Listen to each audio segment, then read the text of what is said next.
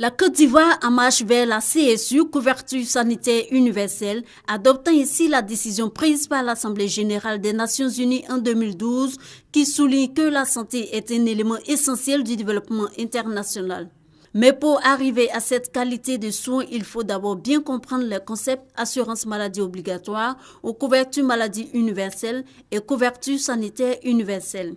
Les acteurs de la santé sont donc en formation pour une meilleure harmonisation. Les gens entendent AMU, entendent CEMU, entendent CSU ou même CUS et se disent mais qu'est-ce que ça veut dire? Mais c'est une même réalité. La maman de toutes nos politiques, de cette politique même de couverture sociale, c'est la CSU. Et l'Organisation mondiale de la santé a demandé à tous les pays du monde d'aller vers cette CSU. Et en fonction de la stratégie optée par un État, ça s'appelle soit AMU, soit CEMU.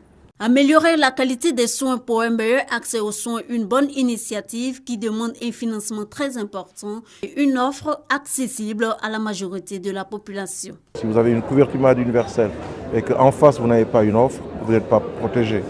Donc l'essentiel du discours justement sera de dire qu'il faut avancer sur ces deux pas.